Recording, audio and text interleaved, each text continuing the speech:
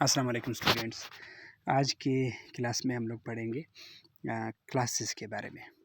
Class क्या होते हैं, जैसे आपने पहले स्ट्रक्चर्स पढ़े थे, तकरीबन स्ट्रक्चर्स से मिलती जुलती चीज़ें हैं। इसमें थोड़ी बहुत मुख्तलिफ़ चीज़ें हैं, वो आगे आप एडवांस लेवल में जाकर देखेंगे कि क्या इनमें मुख्तलिफ है। अब हम एक क्लास बनाना सीखेंगे। सबसे पहले जैसे हमारा प्रोग्राम शुरू होता है as usual, include iostream using namespace standard. अब मैंने यहाँ पे कमेंट्स यूज़ किए हैं ताकि आपको कमेंट फिर से यूज़ करना आ जाए, आपकी वो मेमोरी में दोबारा आ जाए। तो मैंने ये यहाँ पे सिंगल लाइन कमेंट, आप जैसे जानते हैं कि यहाँ पे 2 स्लैश अगर हम दें तो इसको सिंगल लाइन कमेंट कहते हैं। वो सिर्फ एक लाइन के लिए होता है, और जो कमेंट ज़्यादा लाइन के लिए होते हैं वो फिर उनमें स्टार एक यूज़ होता है, स्टार का साइन। अच्छा, क्रिएट स्टूडेंट क्लास।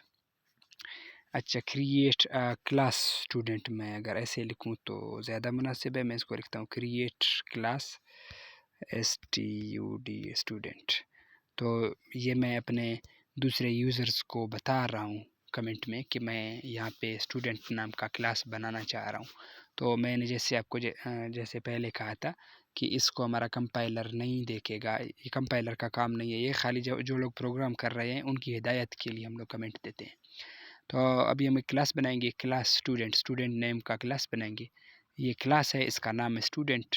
सबसे पहले हमें क्या करना पड़ेगा, उसको एक्सेस स्पेसिफायर देना पड़ेगा। एक्सेस स्पेसिफायर क्या है कि हमारा ये क्लास जो है पब्लिक है या प्राइवेट है, यानी कि इस क्लास को हम इस प्रोग्राम में हर जगह से एक्सेस कर सकते हैं या नहीं, सिर्फ हम इसी क्लास को इसके अंदर से एक्सेस कर सकते हैं, दूसरी किसी जगह में हम लोग किसी जगह पे इसको एक्सेस नहीं कर सकते।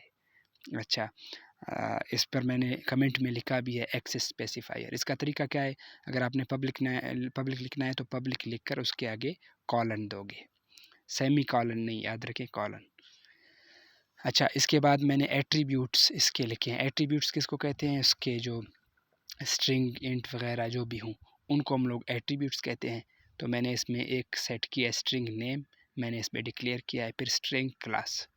इस हमारे क्लास में एक नेम होगा, दूसरी क्लास। याद रखें मैंने इस क्लास के जो स्पेलिंग हैं वो बड़े सी से लिखे हैं। छोटे सी से अगर लिखता तो छोटा सी पहले से C++ में, बल्कि सारी लैंग्वेजेस में एक कीवर्ड का नाम है ये क्लास। देखें इसको, इसका कलर भी चेंज किया है।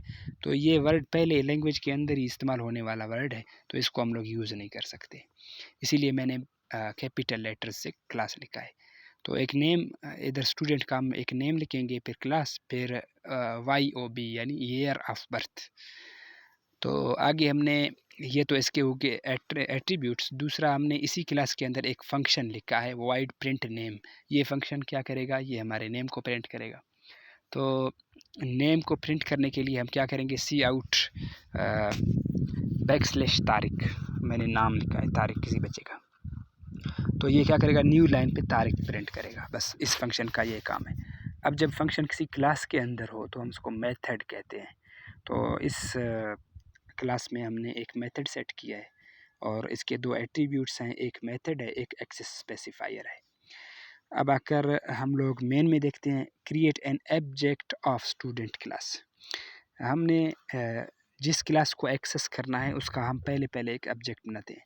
तो हमने लिखा स्टूडेंट std1। याद रखें ये std, आप सिर्फ std कभी भी ना लिखें, क्योंकि std यहाँ पे एक कीवर्ड है। ये C++ लैंग्वेज जो है उसका अपना एक कीवर्ड है, इसको हम लोग दूसरी किसी जगह पे यूज़ नहीं कर सकते। तो मैंने std1 लिखा है। तो अब इस क्लास का जब हमने ऑब्जेक्ट क्रिएट कर लिया है तो अब हम इस क्लास को एक्सेस कर सकते हैं। तो मैंने क्या किया, std1.name, यानी std1.name, मैं इस नाम के अंदर, इस वाले नाम के अंदर क्या स्टोर करना चाह रहा हूँ, फैज़। तो इसको मैं एक्सेस कैसे करूँगा, क्लास का नाम नहीं, उसके ऑब्जेक्ट, इसका जो ऑब्जेक्ट हमने बनाया यानी std1। क्लास का नाम तो स्टूडेंट है, मैं स्टूडेंट डॉट नेम नहीं लिखूँगा, मैं ऑब्जेक्ट का नाम लिखूँगा, फिर इसके बाद डॉट दूंगा, फिर नेम इज़ इक्वल टू फैज़। तो इसका मतलब है मैंने इस स्टूडेंट क्लास के इस नेम के अंदर फैज़ स्टोर कर लिया है। अब इसके बाद हमने std1.class, याद रखें फिर से कैपिटल लेटर्स में क्लास, क्योंकि हमने इधर भी कैपिटल लेटर यूज़ किए हैं। तो कैपिटल लेटर्स में class is equal to 9th, तो इसके अंदर हमने 9th सेव कर लिया।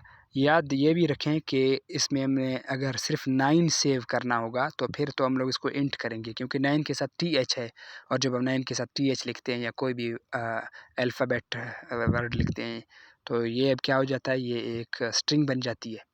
तो स्ट्रिंग को हम लोग स्ट्रिंग टाइप की वेरिएबल में सेव करेंगे, इसीलिए हमने क्लास को स्ट्रिंग रखा है, वरना हम क्लास को इंट रखते हैं। आगे हमने एक इंट वाई ओ बी यानी ईयर ऑफ बर्थ लिखा है, तो इसके अंदर देखें हमने क्या सेव किया, std1 dot y o b is equal to 2008। अब 2008 क्या है, इसकी ईयर ऑफ बर्थ है। तो हमने एक ऑब्जेक्ट क्रिएट कर लिया है और उस ऑब्जेक्ट के ज़रिए से हमने क्लास के अंदर कोई चीज़ें हमने रखी हैं। अब याद रखें कि क्लास भी एक डेटा टाइप है, जैसे आप इसको डेटा टाइप कह सकते हैं। तो अब हमने स्टूडेंट std1 किया, तो अब स्टूडेंट std2 हम करेंगे, create another object of class. हमने एक और ऑब्जेक्ट बनाया, इस ऑब्जेक्ट को फिर हमने क्या किया, std2 नेम इसका अली रखा, क्लास उसकी 5th रखी है, और इसको std2 yob हमने 2013 लिखा है।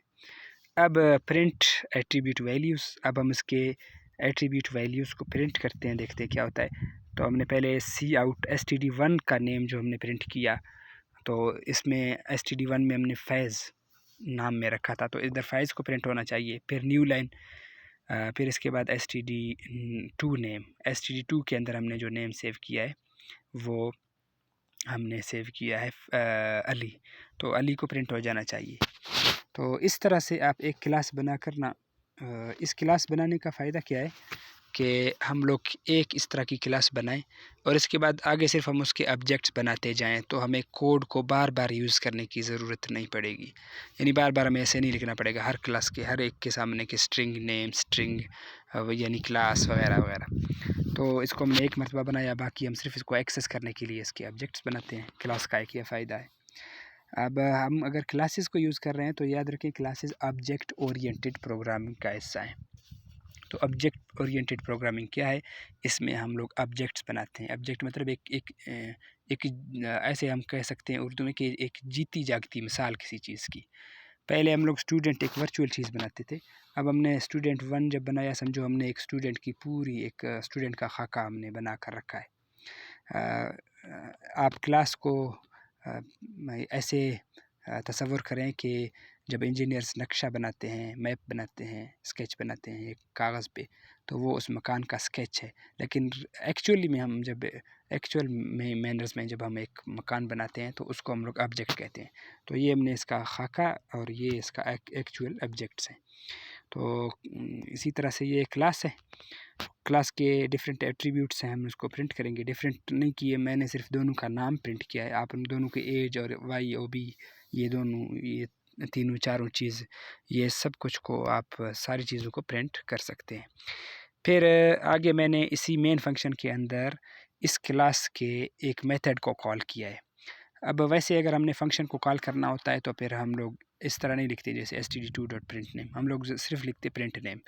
अब चूँकि ये हमारा जो ऑब्जेक्ट है, सॉरी हमारा जो फंक्शन है जिसको हम लोग मेथड कहते हैं, ये मेथड हमारा किसी क्लास के अंदर पड़ा है, तो इसको एक्सेस करने के लिए std2 प्रिंट नेम, तो ये इसमें क्या तारीख प्रिंट करेगा। अब हम अगर std1 भी करें, प्रिंट नेम करें, तो भी इसने तारीख को प्रिंट करना है।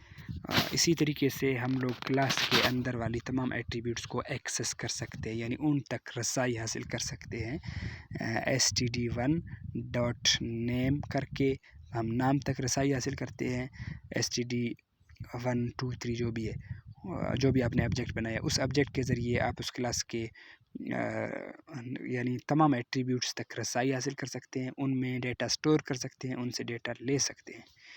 तो याद रखें कि क्लास को इधर जब हम बनाते हैं तो ये मेमोरी में कोई जगह नहीं लेती हैं चीज़ें, जब हम इसका ऑब्जेक्ट बनाते हैं तब मेमोरी में जगह बनती है। तो क्लास बनाने में कोई हर्ज नहीं है, जब आप क्लास बनाते हैं तो मेमोरी स्लो नहीं होती है, तो मेमोरी के अंदर जितनी जगह लेगा ये हमारा ये ऑब्जेक्ट लेगा। तो उम्मीद है क्लासेस के बारे में ये छोटा सा लेक्चर आपको समझ आ गया होगा। ये क्लासेस का जस्ट एक हमने थोड़ा सा क्लासेस के बारे में पढ़ा है, बाद में हम क्लासेस के बारे में आज आगे मज़ीद भी पढ़ेंगे। उम्मीद है आपको सब कुछ समझ आ गया होगा। जो चीज़ आपको समझ नहीं आई आप मुझे कमेंट सेक्शन में बता सकते हैं। Thank you.